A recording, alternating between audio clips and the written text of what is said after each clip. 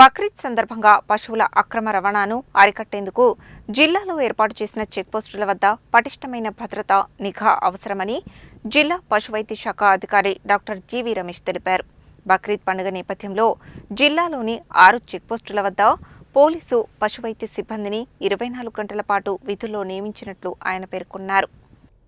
జిల్లాలోని ఆలగడప అంతర్జిల్లా చెక్పోస్ట్, వాడపల్లి అంతర్రాష్ట్ర చెక్పోస్ట్, అవంతిపురం పశువుల సంతను సందర్శించిన డాక్టర్ జీవీ రమేష్ అక్కడి సిబ్బందికి పలు సూచనలు చేశారు. చెక్పోస్టుల ద్వారా వెళ్లే ప్రతి వాహనాన్ని క్షుణ్ణంగా తనిఖీ చేసి నిబంధనలకు అనుగుణంగా పశువుల రవాణా జరుగుతుందో లేదో పరిశీలించాలని సూచించారు.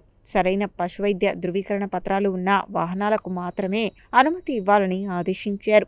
పశువుల రవాణా సమయంలో జీవహింస నివారణ చట్టం 1960, గోహత్య నివారణ చట్టం 1977, పశువుల రవాణా చట్టం 1978 ప్రకారం అన్ని నిబంధనలను ఖచ్చితంగా అమలు చేయాలని ఆయన తెలిపారు. పశువుల సంతలలో పశువులకు పరిశుభ్రమైన తాగునీరు ఎల్లప్పుడూ అందుబాటులో ఉండేలా చూడాలని సూచించారు. పరిమితికి మించి పశువులను లోడ్ చేసిన వాహనాలపై చట్టపరమైన చర్యలు తీసుకోవాలని అధికారులకు తెలిపారు. ఈ కార్యక్రమంలో సహాయ సంచాలకులు డాక్టర్ వెంకటరెడ్డి, పశువైద్యులు doctor Ramadevi, doctor Swapna, doctor Sasikala మరియు ఇతర సిబ్బంది పాల్గొన్నారు.